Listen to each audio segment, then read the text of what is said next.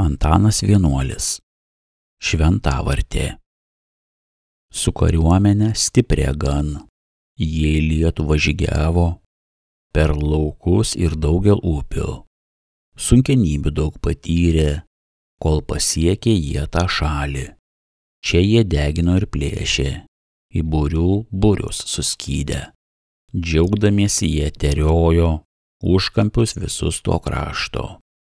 Ėmė grįžti jie nuo saulės, per balas ir per šilynus. Vai, koks kenksmas juos ištiko. Nieks žygiuodamas nemanė. Prie upelio tenai tūlo, savo priešus pastebėjo. Bet mažai į kovą ėjo tie, kurie Rygoj didžiavos. Iš eiliuotosios Livonijos kronikos. Tai buvo 1236 metais, Mindaugo laikais.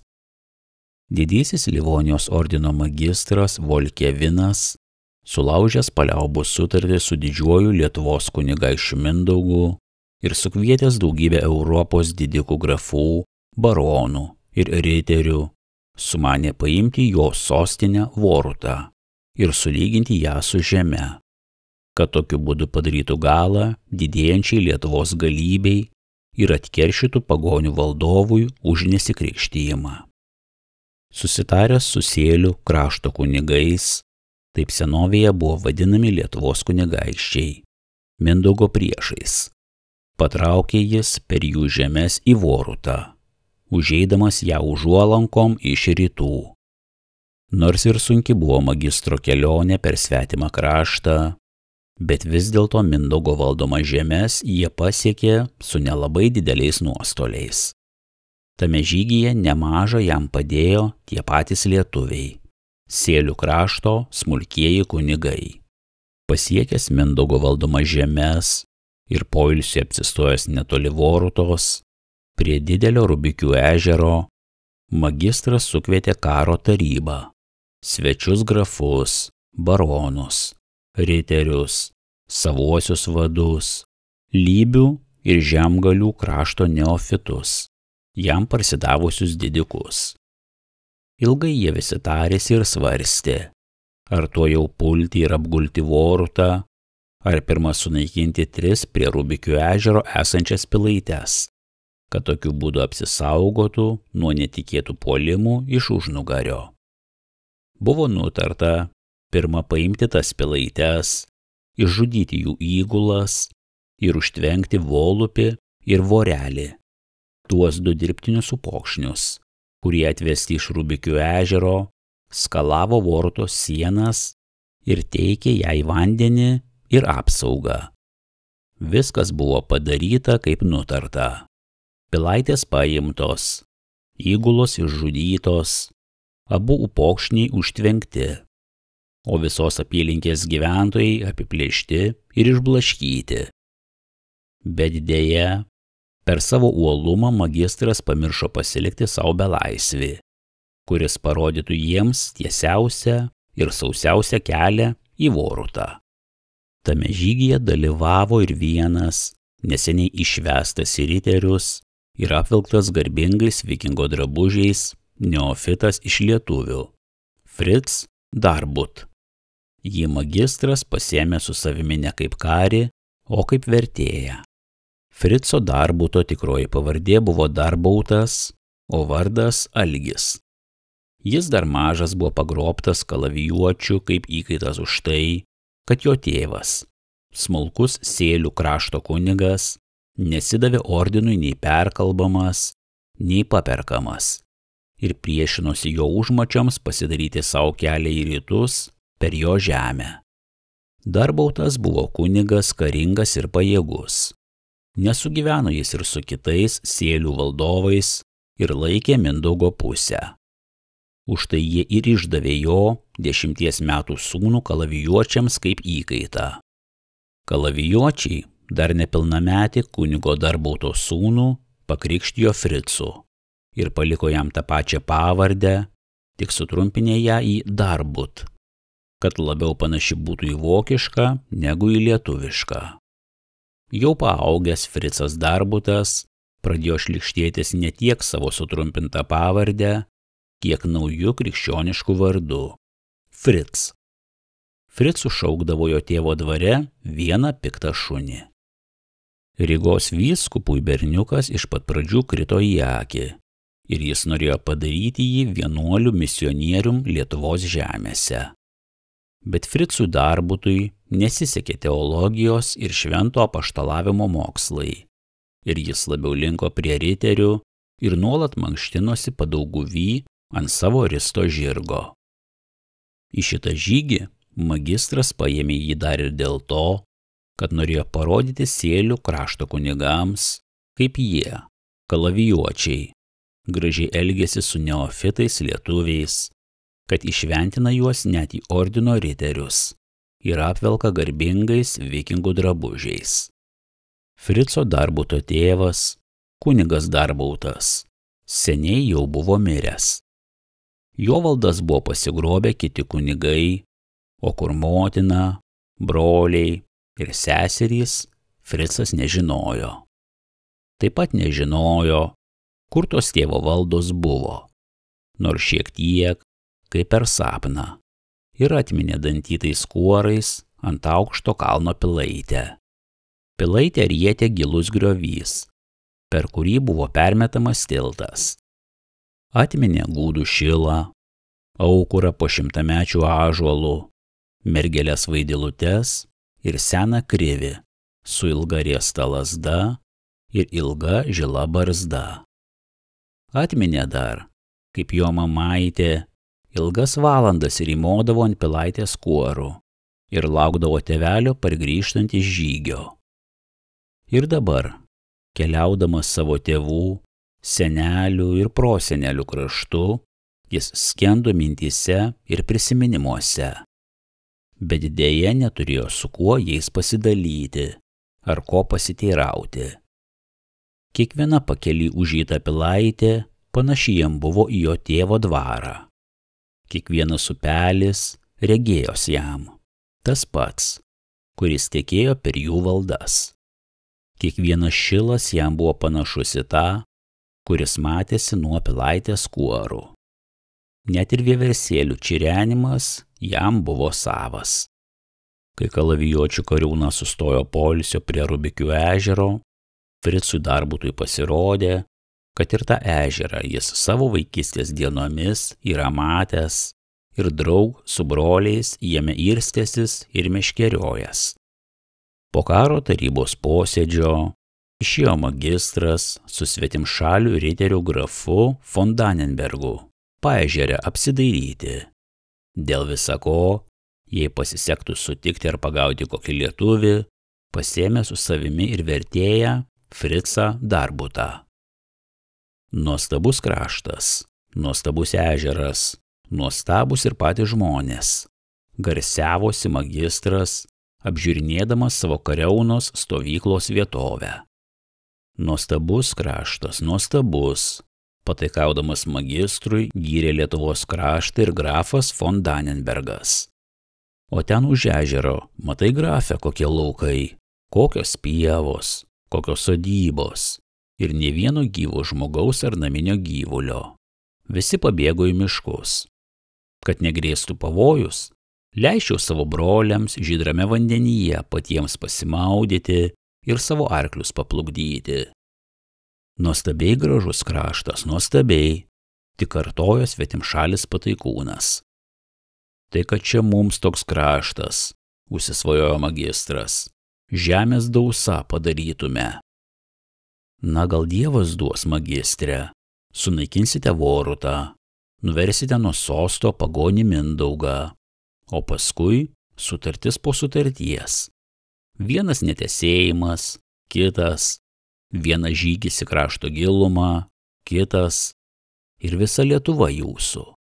Sėlių kraštas jau ir dabar kaip jūsų, o jei Žemaičių Pamariui susisieksite dar su broliais kryžiuočiais, tai ir rytai neatsilaikys prieš jūsų galybę.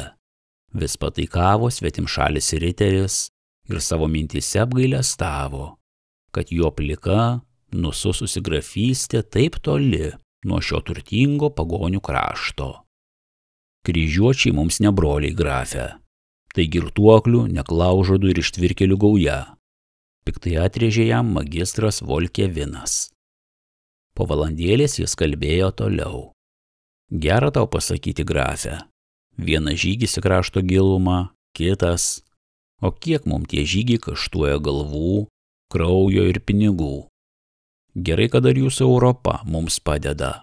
Be jos pagalbos mes čia seniai būtumėm pražuvę. Pikčiau kaip Palestinoje ar Vengruose. Kad ir toji pati Voruta, juk kunigaikščio sostinė. O kur ji?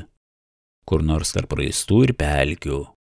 O paliesi ją, šitą širšių lizdą, tai pamatysi, grafe, ne tik patys pagonis, bet ir jų velniai su visomis miško dvasiomis mus puls. Užtat ir reikia susijungti jums su kryžiuočių ordinu. Nors jie šiokie ir tokie, bet visgi krikščionys, broliai, su pagonimis kariauja. Jie kariauja, jų karo tikslas, grafe, tai kuo daugiau žemių užgrobti, kuo daugiau turto prisiplėšti ir kuo daugiau vergų savo parsivesti. Pagonių krikštas bei jų sielų išganimas jiem tiek rūpi, kiek mums pernykštis sniegas. Savo karais jie tik šventam popiežiui akis dūmė ir mums už akių užbėgti stengiasi. O jūsų, magistre, koks šio karo žygio tikslas? Paklausė svetimšalis grafas.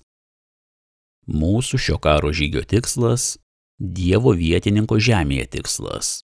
Štai koks mūsų brolių kalavijuočių karo žygio tikslas.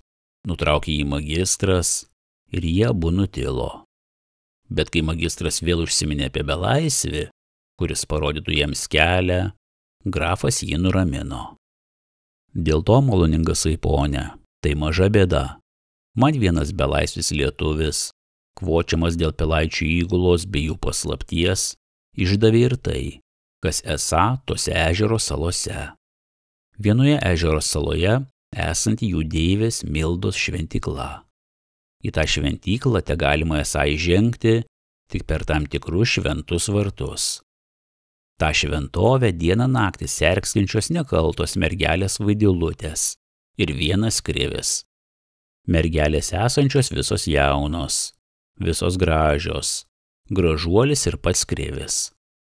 Jis geriausiai ir nuvestų mus į Mindaugo sostinę pačiu trumpiausiu ir sausiausiu keliu.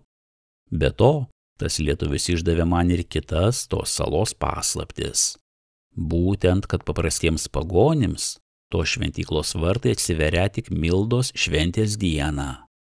O šiaip ištisus metus jų slenksčio negalinti peržengti nė viena mirtingojo žmogaus koja. O kur tas lietuvis? Ar jis nepabūtų mums vadovų į Vorutą? Deja, magistre, jis mirė. Tai kam, grafe, pasiskubinai? Jis pats nusižudė. Vos spėjome pakrikštyti. Gaila, mirusieji nebekalba. O apie Vorutą jis tau nieko nepasakė? Neklausei? Klausiau. Žaryja prarijo, bet nieko nepasakė. Fricui Darbutui pradėjo tankiai plakti širdis ir jis vos susilaikė, jų abiejų nesukapojęs savo kalavijų. O tu ar nieko neatsimeni apie pagoniškas apeigas? Paklausė magistras Fricą, pamatęs jį išbalusi. Ne, magistre, man kaip krikščioniui nedera tokiais prisiminimais savo galvą kvaršinti, atsakė magistrui Fricas, dėdamasis ramus esąs ir visam kam abejingas, nors grafo pasakojimai sukrėtė jį iki sielos gelmių. Jis prisiminė, kaip su savo mamaite ir sesute Vida lankė Mildos šventyklą prie tokio pat didelio ežero. Atminė, kaip Mildos šventės naktį visa paežerė nušvito laužais, o berneliai ir mergelės plukdė į vandenį savo vainikėlius. Paleido į vandenį savo vainikėlį ir jo mažoji sesutė Vida, bet jis nesusitiko nė su vienu bernelio vainiku. Užaugusi ji pasišventė deivei Mildai tarnauti ir jai atidavė savo vainikėlį. O kuri sala su deivės Mildos šventykla? Paklausė magistras grafą. Čia tų salų daug, Aš suskaičiau net 14. Ir magistras apžvelgė visą kaip liulys tviskantį ežero plotą su 14 salų. Šitoji magistrė, šitoji. Ir grafas von Dannenbergas parodė ranką į vieną nedidukę, apvalę, bet aukštai virš vandens iškilusią salą, apaugusią 100-mečiais medžiais milžinais ir apžėlusią meldais, ajerais ir švendrėmis. Šitoji nuo kranto netaip ir toli, suabejojo magistras. Šitoji, narsusis magistrė, šitoji. Žiūrėkite, ten lyg koks dūmelis rūksta ir kažkokios baltos būtybės tarp medžių kamienų švaistosi. Duok man magistrę kokį puskapį knechtų, o aš tau ir salą pasieksiu, ir aukurą išgriausiu, ir jų šventyklą sudeginsiu, ir visas vaidilutes su jų kriviu pristatysiu. O kaip grafe tu ją pasieksi, juk mes neturime nei laivų, nei valčių, o ežeras platus ir gilus. Sala, matai, vis dėlto nearti. O be to, gal ir ją saugo koks nors nemažas ginkluotų lietuvių būrys. Ir magistras susirūpino ne tiek dėl salos tolumo, kiek dėl grafo įžūlumo užbėgti jam už akių. Jis jau vaizdavosi jaunas gražias vaidilutes, puošnią Mildo šventyklą, tylą, pavėsį, ramybę ir krivį, kuris jį geriausiai nuvestų į Mindaugo sostinę. Tai duosi magistrę. Reiks atsiklausti karo tarybos, atsakė jam magistras ir pasiryžo pats pasiekti salą ir pasirinkti savo gražesnės vaidilutes. Kai jis pranešė apie tai karo tarybai, visi tam jo sumanimui pasipriešino ir pasiuntė į salą ant sukalto plausto nedidelį dalinį, sudarytą iš knechtų, vieno riterio vado ir vertėjo Frico Darbuto. Jiems buvo įsakyta išgriauti aukurą, užlieti šventąją ugnį, sudeginti šventovę ir pristatyti į krantą visas gyvas ir nepaliestas vaidilutes ir patį krivį. Gerai apginkluotas dalinys, atsistūmęs nuo kranto, nusiyrė į paslaptingąją salą. Visi yrėsi, darbavosi sutartinai, žvalgėsi į tolimesnės ežero pakrantės ir buvo pasiruošę bet kokiems netikėtumams. Priplaukę salą įsiklausė, kas joje dedasi, ir irklų vietoje paėmė į rankas ginklus. Saloje giedojo, čiulbėjo paukštytės, ramiai ošė 100-mečiai medžiai, o apie salą, vėjo lankstomi, siūravo ajerai ir susisiekdamos išplaukėjusiomis viršūnėmis, kažin ką ramiai, saldžiai ir paslaptingai šnibždėjosi švendrės. Šiaip saloje nebuvo girdėti nei vieno žmogaus balso, nei mažiausio bildesio. Tik vienoje vietoje, po 100-mečių ąžuolų, kilo į dangų dūmų stulpelis. Iš tikrųjų sala atrodė it užburta ar paslaptingų būtybių gyvenama. Tik staiga vidury salos suskambėjo nuostabiai gražus vyriškas balsas, kuriam atsiliepė dar gražesnė mergelių balsų sutartinė. Tame vyro balse ir mergelių sutartinėje pasigirdo Fricui Darbutui ir joms užgintos meilės godos ir nerimstančio širdies gėla ir duotųjų deivei Mildai skaistybės apžadų varštai. Pasigirdo ir jo sunki dalinė laisvėje pas kalavijuočius. Ir regėjosi jam, kad tos jų giesmės klausosi ir nurimęs ežero plotas, ir vandenyje viršūnėmis žemyn paskendę medžiai, miškai ir artimesnės bei tolimesnės salos. Staiga nuostabi sutartinė nutilo. Riteris vadas peržegnojo salą, pamosavo į ją kalaviju su šventomis relikvijomis, esančiomis jo rankenoje, ir padalinęs dalinį į būrius, išlipo į krantą iš visų 4 pusių. Vado įsakymu keli knechtai apėjo aplink salą ir sugrįžę ženklais parodė, kad nieko įtartino neradę. Tuomet pagal vado mostą visi pradėjo kopti aukštais salos krantais į jos viršų. Įkopę nustebo. Vidury salos aikštelė buvo aptverta dailia dažyta tvorele. Šventyklos vartai išraižyti nuostabiais raštais, išpjaustinėti gėlėmis ir papuošti vainikėliais. Už tų vartų, po milžinų ąžuolų, ant puošnaus aukuro, kūrenosi ugnelė ir šiemų dūmų stulpelis kilo į dangų. Dar toliau salos gilumoje po medžiais buvo matyti kažkokie pastatai. Aplink aukurą klūpojo 13 baltomis drobelėmis apsisiautusių, rūtų vainikėliais pasidabinusių vaidilučių, o jų vidury, iškėlęs į dangų rankas, stovėjo gražiai nuaugęs, palaidais ilgais plaukais, ilga apvalia barzda, baltai apsisiautęs krivis. Įsibrovėlių jis ir vaidilutės, tarytum ar nematė, ar negirdėjo. Ilgą laiką ramiai stovėjo ir dalinys, o Fricas, negalėdamas atsižiūrėti ir atsigėrėti tokiu dar vaikystėje matytų reginių, stovėjo ir bijojo pakrutėti, kad nesudrumstų to šventos tylos. Tos pasakos, kurią jis stebėjo it per sapną. Kartkartėmis 2 vaidilutės, maldingai sudėjusios rankas, prieidavo prie aukuro, jam nusilenkdavo ir viena uždėdavo sauso medžio šakelę. Kita paberdavo į šventąją ugnelę smilkalų žiupsnelį, vėl abi nusilenkdavo ir vėl, maldingai suglaudusios delnus, klaupdavo į savo vietą, į įsibrovėlių dalinį net nepažvelgusios. Viena vaidilutė pasirodė Fricui lyg kur matyta ar sapnuota ir priminė jam jo tėvo dvaro mergeles.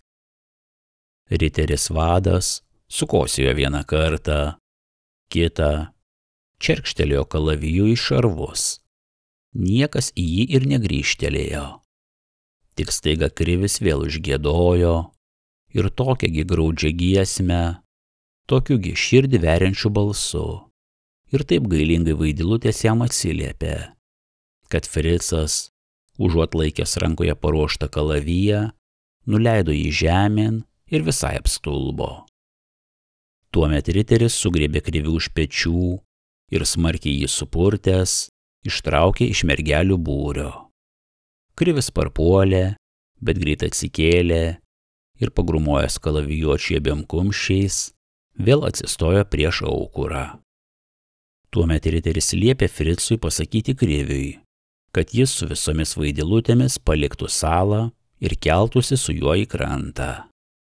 Kai Fricas perdavė vado įsakymą, krivis ir visos vaidilutės, gestais ir mostais griežtai jam pasipriešino ir pasiliko prie aukuro. Užlieti ugnį, išgriauti aukurą ir padegti šventyklą, įsakė vadas knechtams. Vieni knechtai puolė griauti aukurą, kiti nubėgo į ežerą vandens, o krivis ir vaidilutės susispėtė apie šventąją ugnelę ir nepaisydami grasinimų kalavijais, nenorėjo trauktis iš vietos. Gynė šventąją ugnelę kaip išmanydami ir visais balsais šaukėsi dievų pagalbos. Tuomet knechtai, vadui paliepus, pradėjo jas po vieną traukti iš būrio už rankų, už drabužių ir stumti į pakalnę. Pritrenktas krivis nebesikėlė nuo žemės. Vienu metu buvo užlieta šventoji ugnelė, išgriautas aukuras ir padegta šventykla. Padegti ir anuos pastatus, įsakė vadas, kalaviju parodęs į salos gilumoje matomus trobesius. Nubėgę su nuodėguliais knechtai, tuojau sugrįžo atgal ir pranešė vadui, kad tuose pastatuose slaugomi sunkiai sužeisti Mindaugo kariai, išgriautų pilaičių gynėjai. Sudeginti pastatus ir su Mindaugo kariais, įsakė vadas. Ir pastatai tuojau užsiliepsnojo. Visą tai matė Fricas. Jam pradėjo virpėti rankos ir kojos. ir tankiai plakti širdis.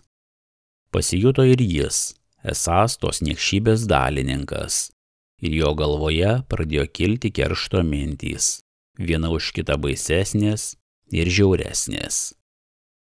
Saloje ugnis plėtėsi vis smarkiau ir liepsnos kilo vis aukščiau.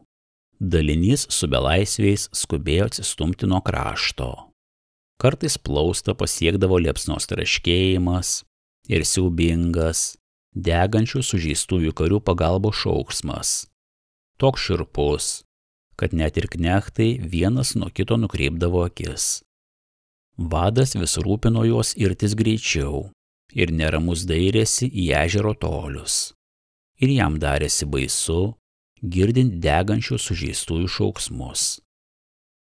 Vaidilutės, susispietusios ant plausto, glaudėsi viena prie kitos, kėlė į dangų akis ir meldė dievų pagalbos.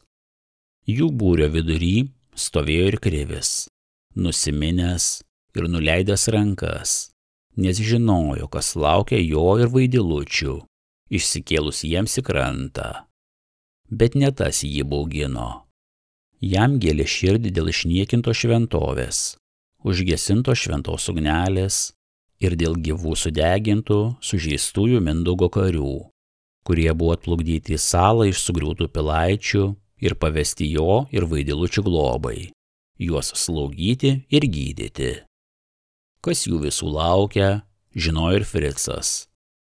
Žinojo ir suko savo galvą, kaip juos visus išgelbėti, duoti jiems pabėgti, o ir pačiam nebepasilikti pas kalavijuočius, pereiti pas savosius lietuvius ir pradėti keršyti savo pavergėjams už visas žudynes ir niekšybes. Keršyti taip žiauriai ir negailestingai, kaip ir jie elgėsi su lietuviais. Baigiant artėti prie kranto, staiga visos Vaidilutės, pagal Krivio žodį, nusėmė nuo savo galvų rūtų vainikėlius ir sklandžiai paleido juos į ežero bangas. Kalavijuočiai joms netrukdė, jie tik su užslėptu susidomėjimu stebėjo gražias mergeles ir savo širdyje pavydėjo jų, tiems savo vadams ir didikams, kuriems jas plukdė. Tik staiga Krivis krūptelėjo, o visos Vaidilutės aiktelėjo ir susėmė už širdies. 12 vainikėlių sklandžiai savo plaukė ežero bangomis, o 13 pradėjo grimzti ir visai paskendo. Kurios tai? Rūsčių balsų sugriaudė Krivis ir žiauriomis akimis įsisiurbė į mergelių būrį. Tai mano, dievų tarne, prisipažino jam viena iš 13 Vaidilučių ir delnais pridengė savo veidelius. Tai buvo toji, kurią Fricas įsidėmėjo dar saloje. Jis sumišo ir nusigando. Tai tu, savo nedorybę, užrūstinai mūsų deivę, saldžiąją Mildą, puolė ją Krivis. Aš dievų tarne. Išpažink viešai, kuo tu jai nusidėjai.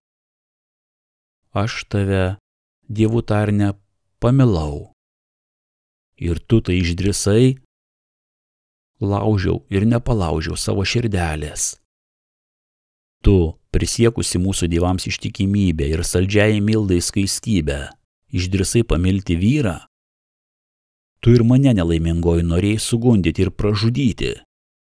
Tai mirk. Ir Krivis parodė ranka į ūmai subjurusi ežero plotą. Gyventi aš noriu, kad savo nuodėmę išpirkčiau. Tik suvaitojo Vaidilutė ir vos girdimai pridėjo. Ir kad tave matyčiau. Bėda tau, bėda. Bėda ir man, ir jums visoms. Tai per jos nedorybę mus ir mūsų žemę užpuolė svetimo dievo kariai. Geriau man ir jums visoms mirti, negu išniekintiems likti.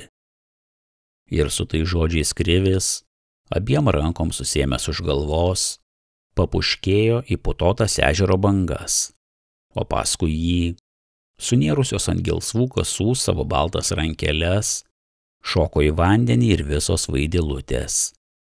Viena jų, nusidėjėlė, Fricas suskubo nutverti už drabužio ir sulaikyti. puolė mergelių gelbėti ir knechtai, bet kolei jie sugriebė mietus, kolei kas, visos 12 vaidilučių nuniro į ežero dugną. Nuniro į ežero dugną ir vaidila. Laikyk ją, įsakė Fricui vadas ir paaiškino. Nors viena pasiliko mūsų rankose, ji parodys mums kelią į Vorutą. Kai išlipęs į krantą dalinys, visą tai papasakojo magistrui, jis labai supyko, išbarė vadą, išplūdo knechtus ir per vertėją Fricą įsakė vaidilutei vesti jo kariauną į Vorutą pačiu trumpiausiu ir sausiausiu keliu. Kitaip tu atsakysi man savo galvą, prigrasė jai magistras. Vaidilutė nepasipriešino. Ilgai jį vedė kalavijuočius paežerę, čia priartėdama prie ežero, čia vėl nuo jo nutoldama. Šalia jos žygiavo 2 kalavijuočiai, plikais kalavijais ir vertėjas Fricas. Vedė jį, apėdama balas, raistus, paversmius, vedė sukinėdama vingiuotų upokšnių pakrantėmis, pagaliau išvedė į didelę lygumą, iš visų pusių apsuptą pelkių, miškų ir krūmokšnių. Pasakyk šunie savo magistrui, kad čia reikia kiek pailsėti, nes nuo šios vietos iki Vorutos tik pusdienis kelionės. Pasakė vertėjui Fricui vaidilutė ir jos akise sužibo neapykanta magistrui ir panieka jam. Kai Fricas persakė magistrui vaidilutės žodžius, riteris didikas Haseldorfas paklausė jos, kokia čia vietovė ir koks ten kaimas paežeriai. Čia Šiauliai, atsakė vaidilutė. Šaliai, nenugirdo riteris. Raštininkas, nemokėdamas lietuviškai, užrašė Saulė. Magistre, liep paklausti ją, kur yra ta jų šventoji upė, apie kurią mums kalbėjo Rygos vyskupas. Susirūpino ir grafas von Dannenbergas. Magistras liepė Fricui paklausti. Paklausta vaidilutė susiraukė, valandėlę pagalvojo, mostelėjo ranką į vakarus ir tik susakė. Ten, toliau už Vorutos. O Flumen Latava kur, liepk paklausti. Vaidilutė vėl susimąstė, pagalvojo ir vėl mostelėjo ranką į vakarus. Ji nemeluoja, apsidžiaugė magistras ir paaiškino grafui. Mes nenukrypome nuo kelio. Ir Rygos vyskupas sakė, kad Flumen Latava įteka į jų šventąją upę prieš Vorutą iš vakarų. Taip, Vorutą apud Flumen Latava, patvirtino ir grafas.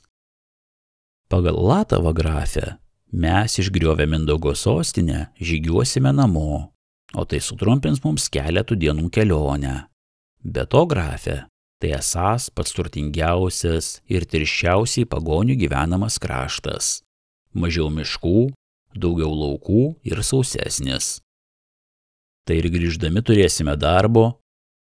Turėsime, grafo, turėsime ir darbo, ir belaisvių, ir turto, o jau žemaitukų, tai visus savuosius jais pakeisime. Ir aš norėčiau keletą žemaitukų parsivesti savo veisliai. Parsivesi, grafė, parsivesi, ir ne keletą, o kelias dešimtis, tik duok Dieve, kad pakelėje su jų miško dvasiomis nesusitiktume. O šventas kryžius, ir grafas kilstelėjo savo kalaviją kryžiaus pavidalo rankeną. Apsiprato jos ir su mūsų šventuoju kryžiumi. Seniau būdavo, tik mosteli kalavijo rankeną, tai kaip pragaro velniai sprunka į savo girias. O dabar, išvertė akis grafas, dabar ir jos griebėsi ginklo. Nu, griebėsi. Na tai čia ir apsistosime. Ir magistras pamojo ranką trimitininkui, kad pūstų trumpam apsistojimui. Ir to jau trimitininkai vienas po kito visą paežerę paskelbė trumpą poilsį. Grafas von Dannenbergas ir riteris Haseldorfas užsėdo ant žirgų ir paežerę nušuoliavo prie savo dalinių. Magistras apsidairė. Šaliai vietovė pasirodė jam stačiai klaiki. Aplinkui balos, raistai, miškai. Užnugarį didelis ežeras su paslaptingomis salomis. Šalių kaime nebuvo matyti ne tik žmonių, bet ir naminių gyvulių. Miškuose staugė vilkai, kranksėjo varnai, kliaugė kažin kokie negirdėti paukščiai ir niekur ne tik žmogaus, bet ir šuns balso nebuvo girdėti. Magistras persižegnojo, pagraibęs ant kaklo rožančių, sukalbėjo vieną sveiką Mariją, apjojo savo šaunę kariauną, padrąsino ją, pasakė, kad jau nebetoli Voruta ir liepė gerai pailsėti ir pasiruošti paskutiniai kelioniai. Apžiūrėjo ir karo grobį. Viskas regėjosi jam buvo tvarkoje, bet vis tik nerimas graužė jam širdį ir labai parūpo toji pagonė Vaidilutė. Sugrįžęs į palapinę, paliepė Fricui atvesti jam Vaidilutę, perrengtą vienuolio rūbais. Kas tu esi? Kuo tu vardu? Paklausė Vaidilutę magistras per vertėją Fricą. Aš esu Vaidilutė, o mano vardas Vida. Fricas krūptelėjo, bet susigriebė. Vida, koks brangus jam tas vardas. Jis įsisiurbė į ją akimis. Lyg kur matyta. Paklausk ją, ar ji žino į Vorutą patį trumpiausią ir sausiausią kelią. Fricas paklausė ir ji atsakė, kad žinanti. Na gerai, pasakyk jai, kad jei nuves, tai aš ją apkrikštysiu, apdovanosiu ir paleisiu. O jei nenuves ar mėgins pabėgti, tai... Ir magistras ženklų parodė, kad ją pakarsęs, ir liepė Fricui išeiti. Kai Fricas paliko juos vienus, magistras priėjo prie Vaidilutės ir norėjo ją apkabinti, bet ji kaip katė jam pasipriešino ir pradėjo rėkti. Fricas suspaudė kalavijo rankeną ir norėjo pulti į palapinę gelbėti mergelės, bet pamatė atšuoliuojant grafą von Dannenbergą ir riterį Hasseldorfą. Kur magistras? Suriko jie abudu vienan balsan, nušokę nuo savo žirgų. Čia palapinėje, man įsakyta nieko neįleisti. Neva pasipriešino jiems Fricas, bet iš tikrųjų jis tik nudžiugo. Abu svetimšaliai įsiveržė į palapinę ir pradėjo šaukti. Magistri, išdavimas! Mes iš visų pusių apsupti lietuvių. Koks išdavimas? Kieno išdavimas? Suglumo magistras, ne tiek nusigandęs dėl išdavimo ar apsupimo, kiek susirūpinęs, kad riteriai net pažintų jo palapinėje vienuolio rūbais apvilktos pagonės Vaidilutės. Magistre, paskubėk, lietuviai supa mus iš visų pusių, daryk ką, šaukė abu riteriai. Aš to jau einu, žirgą man, šarvus, Fricai. Įbėgęs Fricas nustebo, pamatęs apdraskytų veidų magistrą ir triumfuojančią Vaidilutę. Fricai, paklauskė šitą raganą, kur ji mus atvedė? Ji mus tyčiant lietuvių užvedė, šaukė magistras, čežėdamas šarvais ir kalaviju. Taip, tyčia. Kirsk. Kapok šunie, kryžiaus kary. Aš atlikau savo pareigą ir ramia sąžine mirsiu. Aš atkeršiau jums už šventovės išniekinimą, už Krivio ir Vaidilučių mirtį, už gyvus sudegintus tėvynės gynėjus ir atpirkau savo nuodėmę. Sugniaužusi kumščius išrėžė Vida ir numetusi nuo pečių vienuolio rūbus, visų ūgiu atsistojo prieš apnuogintą magistro kalaviją. Jos akise degė drąsa, pasiryžimas ir neapykanta kryžiaus karių vadui ir panieka tam perkrikštui Fricui. Kai Fricas išvertė magistrui Vaidilutės atsakymą, jis kirto jai per pečius stumbro gyslų rimbu ir pagrasęs. Savo galvą tu man atsakysi. Čerškėdamas šarvais ir kalaviju išbėgo iš palapinės. Fricui sakė neišleisti jos iš akių. Jau visa stovykla buvo ant kojų. Visi rėkavo, šūkavo, gaudė savo žirgus, bėgiojo, rikiavosi ir trukdė vieni kitiems. Magistras, užšokęs ant savo žirgo, liepė pūsti trimitus kovai.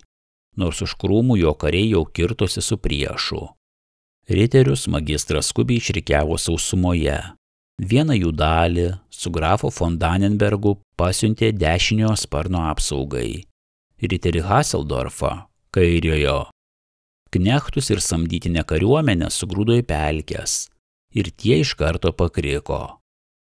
Dar vieną dalinį magistras norėjo paslėpti miške ir palikti atsargai, bet lietuviai jį puolė ir sunaikino pirmutinį. Abi sparnų apsaugos sulindo į dar didesnę marmalynę ir tik gynėsi. Tik tuomet magistras pastebėjo savo klaidas, pamatė apsuptas esąs iš visų pusių ir netekęs patogesnių pozicijų. Jis tik dabar suprato patekęs į tokią sunkią padėtį ir sukompromitavęs save kaip magistrą ir kaip visos kalavijuočių kariaunos vadą. Ne tik svetimšalių riterių, bet ir savųjų brolių bei knechtų akise. Ir vis dėl tos prakeiktos pagonės Vaidilutės Vidos krimtosi magistras. Bandydamas išgelbėti padėtį, jis su savo vėliava ir svetimšaliais riteriais atsistojo kariaunos priešakyje ir norėjo atlaikyti lietuvių spaudimą. Svetimšaliai riteriai, ypač grafas von Dannenbergas, sumetė, kad viskas po laiko ir kad kova vis vien bus pralaimėta, iškėlė baltą vėliavą ir pasiūlė lietuviams paliaubas. Bet magistras išmušė iš vėliavnešio rankų gėdos ženklą ir sušuko: broliai riteriai, mūsų visa garbė čia. Nugalėkime priešą, tad linksmi namo raiti sugrįšime. Magistre, peršaukė jį grafas von Dannenbergas. Mes nenorime čia raitikautis. Čia pražudysime savo žirgus, tada pėstiems reikės kovoti. Grafe, pagrasė jam magistras Volkevinas. Jei nenorite kautis raiti, tai savo galvas kartu su žirgais padėsite. Pirmyn, su manimi pirmyn. Ir užtraukė pergalės giesmę, bet pamatęs, kad riteriai jau krinta vienas po kito ir kad retėja jų eilės, griebėsi paskutinės priemonės ir nevilties pagautas iš viso vieko sušuko: broliai riteriai, šiandien Šventojo Mauricijaus diena. Šaukimės jo pagalbos, jis mums padės. Ir liepė pūsti trimitus naujai atakai. Vieni kalavijuočiai pradėjo šaukti: Šventas Mauricijau, padėk mums. Kiti: Šventas Mauricijau, išgelbėk mus. Dar kiti: Šventas Mauricijau, susimilk ant mūsų, pasigailėk mūsų. Šaukė, meldėsi, švaistydamėsi kalavijais, ietimis, leisdami iš saidokų strėles. Kova, žūtbūtinė kova, užvirė visų baru. Šarvuoti riteriai grimzdo pelkėse kartu su savo žirgais. Kiti, išsikapanoję iš vienos makalynės, patekdavo į dar klampesnę. Dar kiti kovėsi pėsti ir kovodami laikė už pavadžių prisirišę prie diržų savo žirgus. Kovos sukūrė ir magistras, ir visi kiti užmiršo palapinėje su vertėju Fricu paliktą Vaidilutę. Iš kur tu moki lietuviškai? Su panieka paklausė vertėja Fricą Vaidilutė Vida, kai jie pasiliko palapinėje 1-2.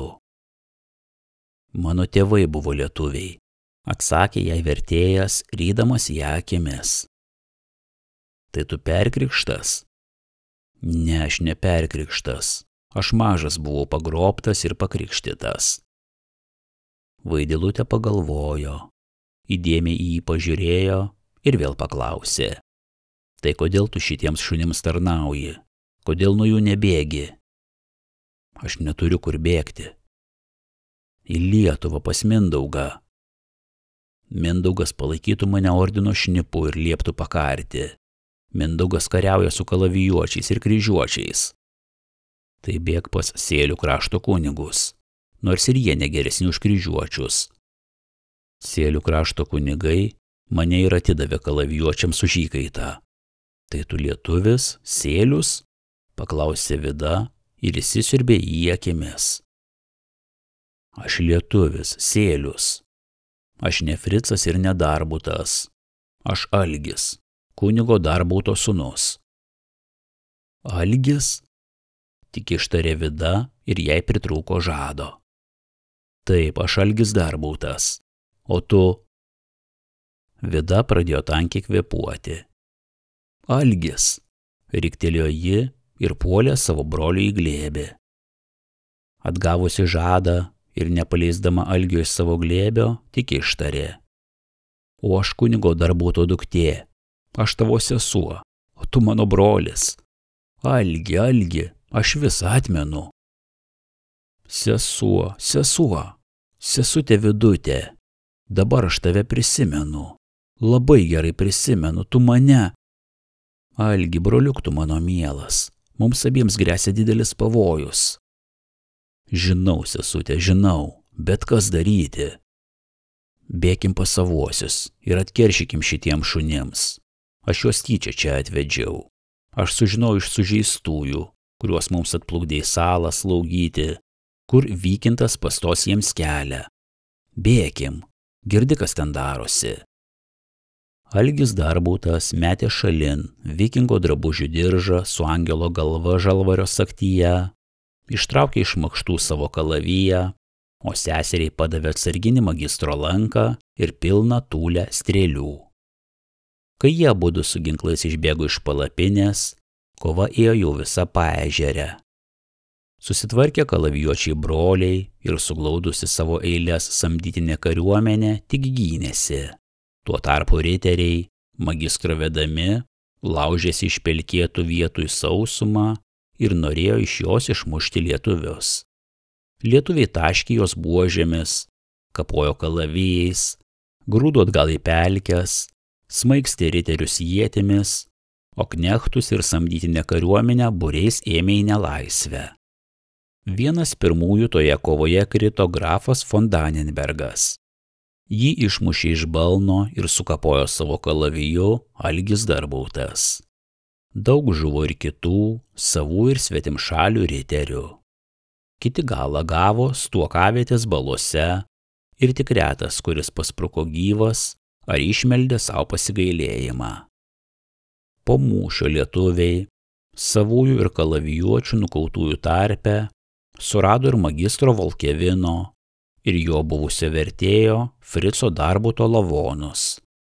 Rado ir vaidilutę Vidą su lanku sustingusiuose rankose ir su tuščia strėlių tūle. Kai kova su kalavijuočiais buvo baigta, lietuviai išgriebė iš ežero dugno Krivio ir 12 vaidilučių lavonus ir juos iškilmingai, su giesmėmis ir raudomis, palaidojo Rubikių ežero Šventavartės saloje. Ten pat palaidojo ir vaidilutės Vidos palaikus ir kaulus gyvų sudegintų sužeistųjų pilaičių gynėjų. Tik atsivertusių lietuvio Algio Darbauto niekas neatpažino, nes niekas ir jo paslapties nesužinojo. O kryžiuočiai ir kalavijuočiai tą kovą Švento Mauricijaus dieną prie Šiaulių kaimo pradėjo vadinti ir savo kronikose rašyti mūšis prie saulės. Daug nuo to mūšio jau amžių praėjo ir daug kas Šiaulių kaimo padangėje pasikeitė, bet žmonės ir šiandien tą salą vadina Šventavarte. Mūsų krikštytojai, kurie klasta ir apgaulė skiepijo mums savo kultūrą, draudė ją vadinti Šventavarte, nes joje esą palaidota 12 savižudžių vaidilučių, vienas krivis ir viena mergina, pakėlusi prieš šventą kryžių ranką. Uždraudė už juos ir melstis, o salą ėmė pravardžiuoti Varnų sala arba Varnagrotė. Bet tie du pavadinimai ir iki šiai dienai vietos žmonėse neprigijo. Visi vadina ją Šventavarte. Su pagarba lanko ir susidumoja klausosi švendrių šnibždėjimo apie kitados čia buvusią mūsų protėvių šventovę, apie tai, kad viskas čia praeina, pasibaigia ar pasikeičia.